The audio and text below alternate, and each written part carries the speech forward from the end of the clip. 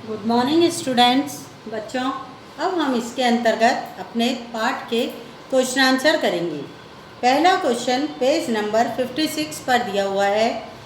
Multiple choice के अंतर्गत है, वस्तुनिष्ठ प्रश्न है। पहला दे रखा है, कौन सी लागतें समाज को उत्पादन के दौरान परोक्ष रूप से वहन करनी पड़ती हैं? मौद्रिक, औसत, परिवर्तनशील या वास्तविक लागतें? वास्तविक लागतें जो होती हैं वो ही समाज को वहन करनी पड़ती हैं परोक्ष रूप से, क्योंकि इनका दूसरा नाम ही सामाजिक लागतें होता है। इसमें द वाला ऑप्शन आएगा आपके। फिर है, कौन सा वक्र यू आकार का नहीं होता है? औसत, स्थिर लागत। देखो, जो आपका एवरेज कॉस्ट का आकार होता है ना, वो इस तरह का होता है, यू शेप का। ये एवरेज कॉस्ट है। फिर एएफसी का आकार इस तरह का होता है। एएफसी का आकार यू शेप का नहीं होता है। फिर मार्जिनल कॉस्ट एवरेज कॉस्ट में बना दी मैंने। ये मार्जिनल कॉस्ट का राइट के निशान जैसा होता है, तेजी से गिरती है, एक बिंदु पर एवरेज कॉस्ट को काटते हुए ऊपर की ओर बढ़ जाती है। और एवरेज वेरिएबल कॉस्ट भी आपके इस तरह से बनती है। तो ये तीनों की तीनों आपके यू शेप की होती है, लेकिन एवरेज फिक्स कॉस्ट जो होता है अति परवलयाकार आकार होता है, इसका आकार यू शेप का नहीं होता है। इसमें ब वाला ऑप्शन आपके सही है। वे लागतें जो लेखे के या हिसाब किताब में शामिल नहीं होती हैं, अस्पष्ट लागतें कहते हैं। द वाला ऑप्शन आएगा। कौन सा वक्र लिफाफा वक्र कहलाता है? बच्चों, कल जो आपने लॉन्ग पीरियड एवरेज कॉस्ट पढ़ा था, दीर्घकालीन औसत लागत वक्र को लिफाफा वक्र भी कहते हैं, क्योंकि उसका आकार देखो, लिफाफा वक्र। एलएसी का आकार आपने ऐसा ही पढ़ा था। आपने यदि अपना एनवलप देखा हो तो लगभग इसी तरह का होता है आपका एनवलप भी।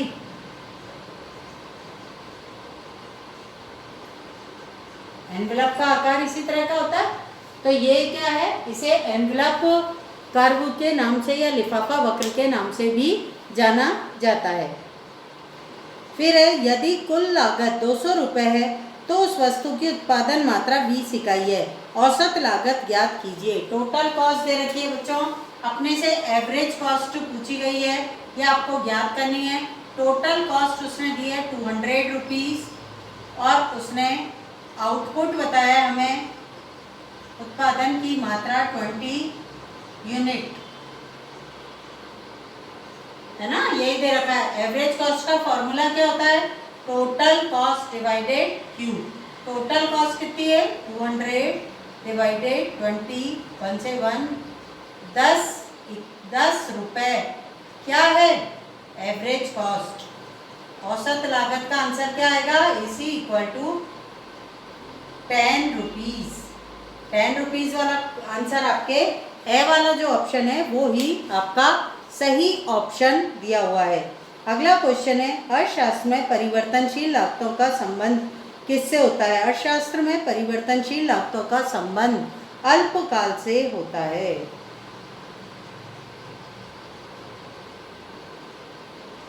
अर्थशास्त्र में परिवर्तनशील लागतों का संबंध दीर्घकाल से होता है। परिवर्तनशील लागतें होती है ना, उसमें कोई भी स्थिर लागत नहीं पाई जाती है, दीर्घकाल से होता है। स्पष्ट लागत क्या है? वे लागतें जो लेखे में व्यक्त की जा सकती हैं। लागत किसे कहते हैं? एक उत्पादक के द्वारा निश्चित समयावधि के अंतर्गत जितना भी उत्पादन पर व्यय किया जाता है, चाहे वो उत्पादन के साधनों पर हो, चाहे वो कच्चे माल पर हो, इसे ही लागत कहते हैं।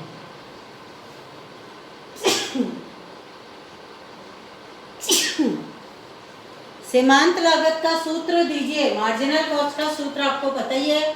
Marginal cost equal to total cost n minus total cost n minus 1, या marginal cost equal to delta TC divided delta Q, मतलब उत्पादन की मात्रा या आउटपुट का परिवर्तन।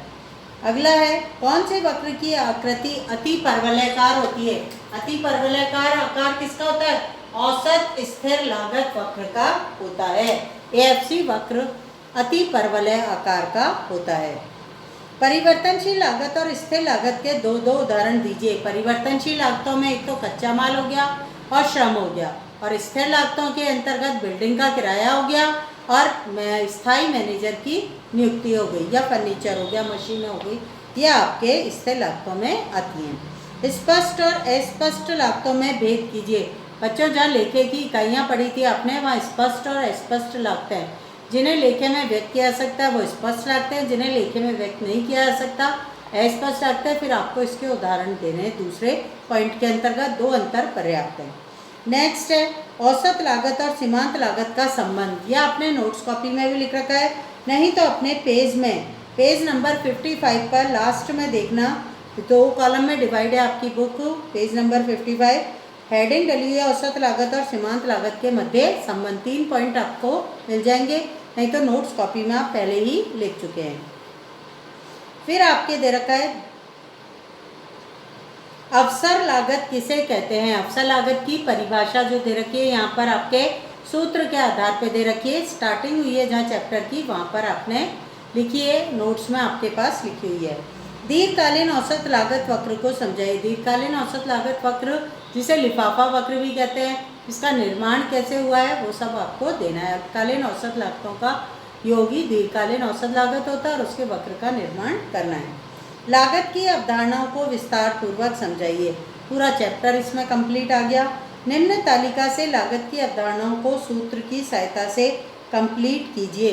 बच्चों, ये क्वेश्चन आपको स्वयं करना है और मेरे पास सेंड करना है, जिससे मुझे पता लगे कि आपने कितना प्रैक्टिकल क्वेश्चन करने की हैबिट डाली है। थैंक यू बच्चों आज के लिए। नेक्स्ट लेक्चर के अंदर हम आगम को पढ़ेंगे।